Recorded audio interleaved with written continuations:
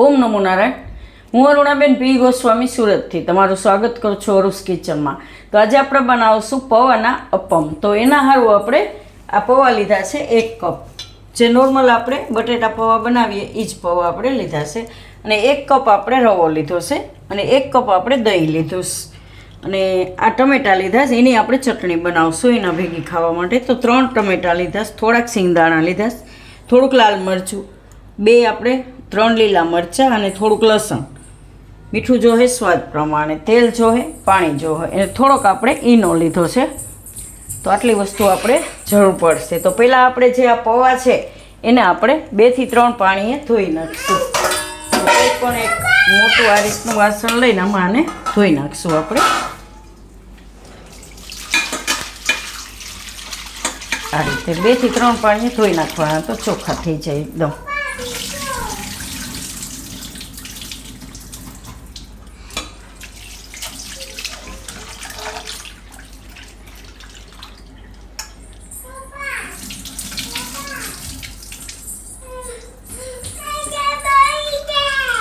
આ રીતે આપણે પૌવા ધોઈ નાખાશે.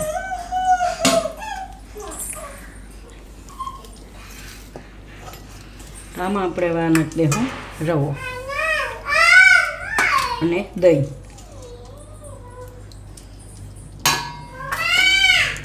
તો આ બધું આપણે પલાળી દેવું મિક્સ કરીને.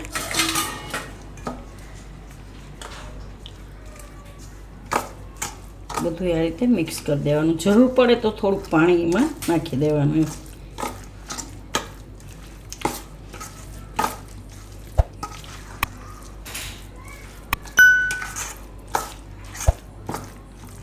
થોડુંક પાણી નાખશું આપણે એમાં નાખીને.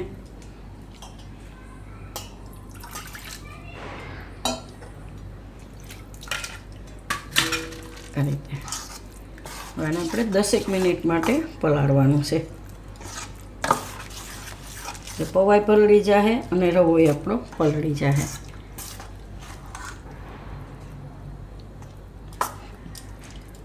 તો આને રાખી દે હું 10 મિનિટ. તો આપણે આ પૌવા અને રવો પલળે ત્યાં સુધીમાં આપણે આ ચટણીની તૈયારી કરી લેવું. તો આ આપણે કઢાઈ લીધી છે, ગેસ ચાલુ કરશું અને આમાં આપણે થોડુંક તેલ નાખીશું, બસ 2 ચમચી જેટલું જ. હવે આમાં આપણે આ લસણ નાખી દેવું અને મરચાં. આ રીતે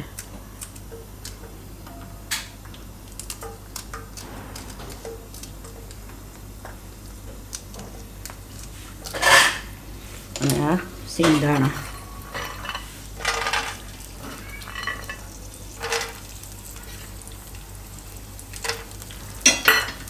અને ટમેટાં.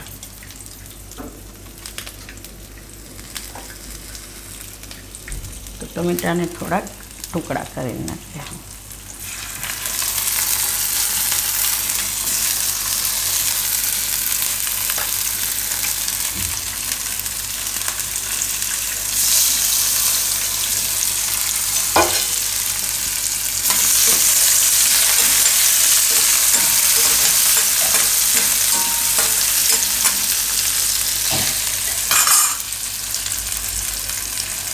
આ બધું આપણે થોડીક વાર પકાવી લેવું.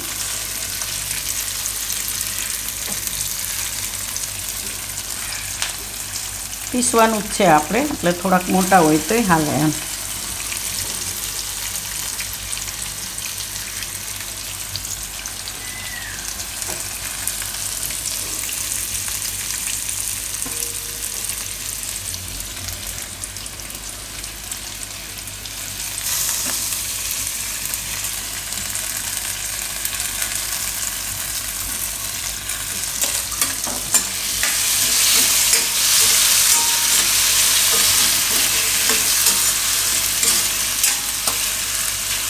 થોડુંક એમાં મીઠું નાખી દે હું આપણે. થોડીક વાર પકાવી લે.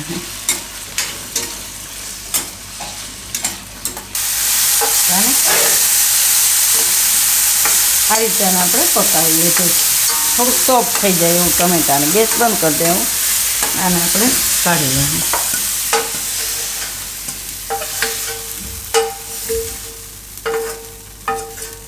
હવે થોડુંક ઠંડુ કરી લે.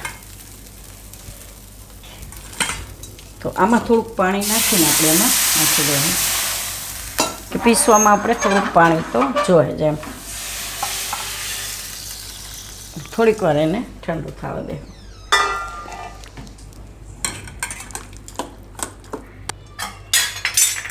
તો આપણે ટમેટાને એ ઠંડુ થાય ત્યાં સુધીમાં આપણે આ પૌવાને બધું પલળી ગયું સારી રીતે.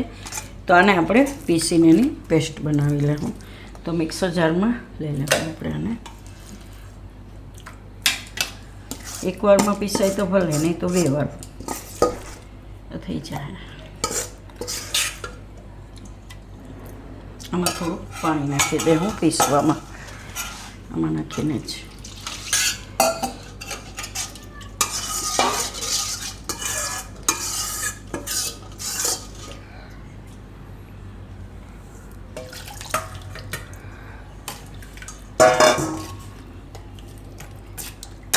અને આપણે પીસી લેવું.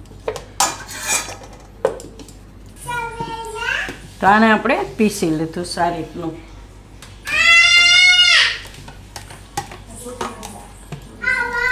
તો આને આપણે કાઢી લેવું આમાં પાછું.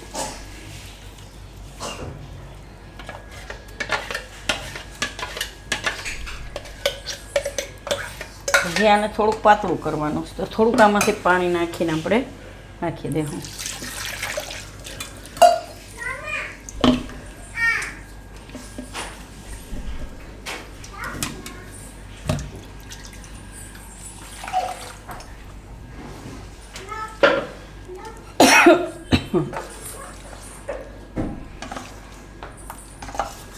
આ રીતનું આપણે પાતળું જોઈએ.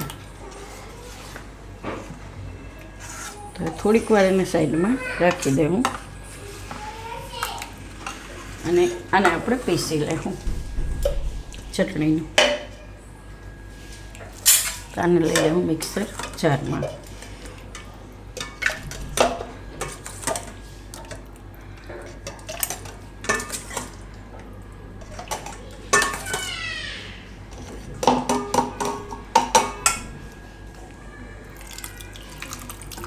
આને આપણે પીસી લેવું.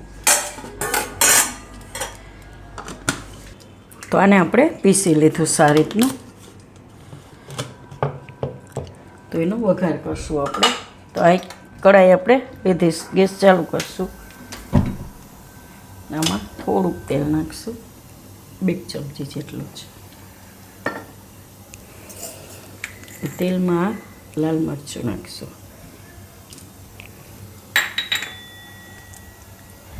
થોડુંક ગરમ થવા દેવું એને.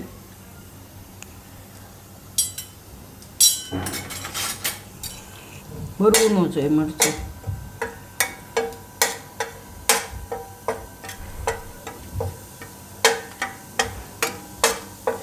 બસ આ રીતનું થોડુંક ગરમ થાય એટલે આપણે પીસેલ એમાં નાખી દેવું.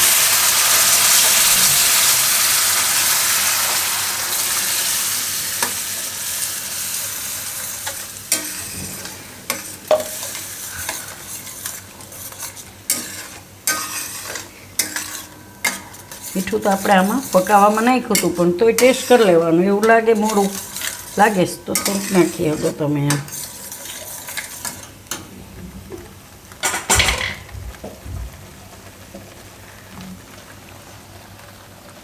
તો થોડીક વાર આને ઉકાળી લેવું.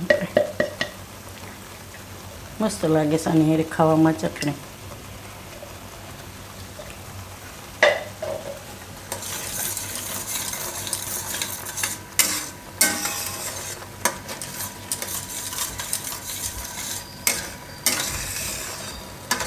બહુ ઘાટી નહીં રાખવાની, આ રીતની થોડીક રાખવાની પાતળી. ટેસ્ટ અસલ આવશે. આમાં આપણે લસણ નાખ્યું છે અને લીલા મરચાં ને સિંગદાણા ટમેટાં બધું એમ. તો આ રીતની પકાવી લેવાની. હવે ગેસ બંધ કરી દેવું અને સાઈડમાં રાખી દેવું. હવે આપણે જે પીસીને તૈયાર ખીરું કર્યું એ જોઈ લેવું. આવું પાતળું જ જોઈએ આપણે. હવે આમાં નાખી દઉં મીઠું સ્વાદ પ્રમાણે.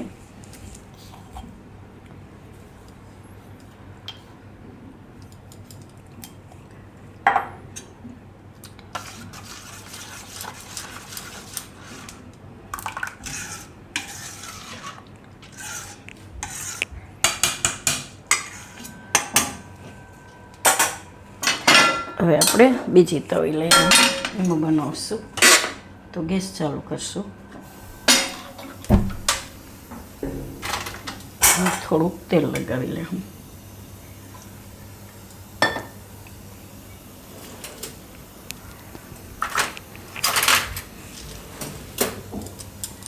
થોડુંક ગરમ થવા દેવું અને તવીને ગરમ થાય ત્યાં સુધી આમાં આપણે ઈનો નાખી દેવું અને મિક્સ કરી લેવું.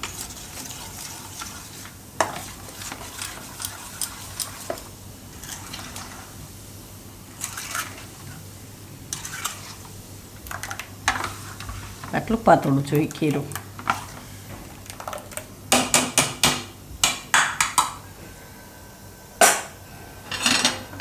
થોડીક વાર ગરમ થવા દેવાનું.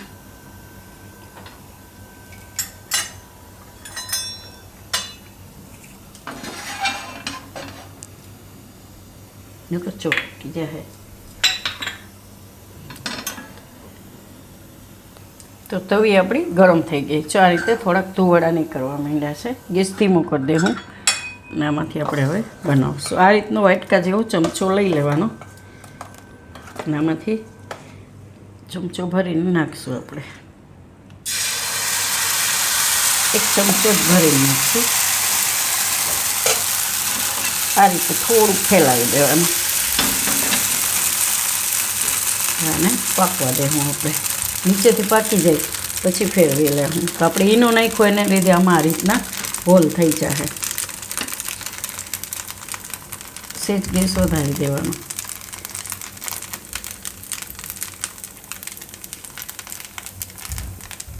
ઉપરથી થોડુંક ડ્રાય થઈ જાય ત્યાં સુધી એને પકાવી લેવાનું કે ફેરવી શકીએ આપણે. જરૂર પડે તો થોડુંક તેલ સાઈડમાં નાખી દેવાનું.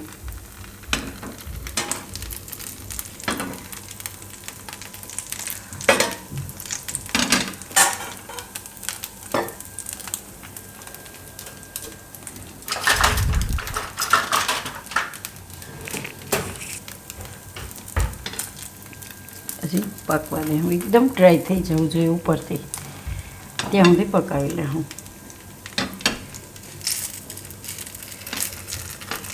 તો ઉપરથી એકદમ આ રીતનું ડ્રાય થઈ જવું છે પછી એને ફેરવવાનું. તો એકદમ અલગ પડી જાય આ રીતે. તો એને બીજી બાજુ ફેરવી લેવું અને બીજી બાજુ પકાવી લેવું.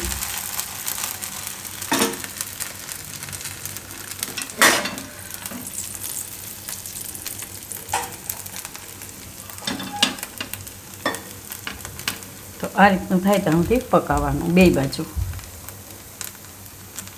તો આને બે બાજુ પકાવી લીધું. જો આ રીતે ફરવા માંડશે પાકી જાય ને એટલે આ રીતનું. તો આને આપણે કાઢી લેવું પ્લેટમાં.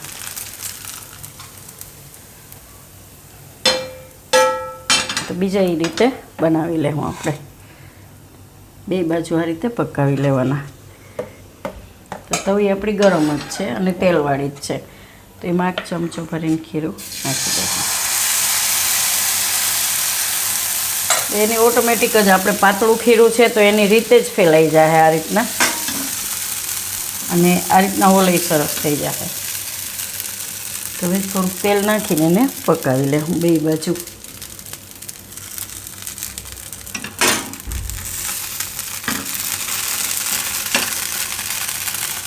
તો આપણે 3 બનાવી લીધા છે. તો સર્વ કરી લેવું. એના આટલું આપણે જે ચટણી બનાવી આ રીતની ભેગી ખાવા માટેની એને એક વાટકામાં કાઢી લેવું. એકદમ મસ્ત લાગશે ખાવામાં.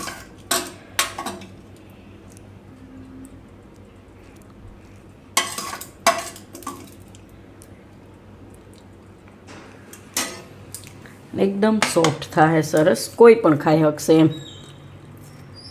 દાંત નહીં હોય ને એ આરામથી ખાઈ શકશે, એવા પોચા પોચા થાય સરસ એમ. તો તૈયાર છે આપણા પૌંઆના અપમ. તો જો તમને મારી આ રેસીપી પસંદ આવી હોય તો એને લાઇક કરજો, શેર કરજો ને મારી ચેનલને સબસ્ક્રાઈબ કરજો અને બેલ આઇકન દબાવવાનું ના ભૂલતા. કમેન્ટ કરીને કહેજો કે તમને કેવા લાગ્યા આ પૌંઆના અપમ.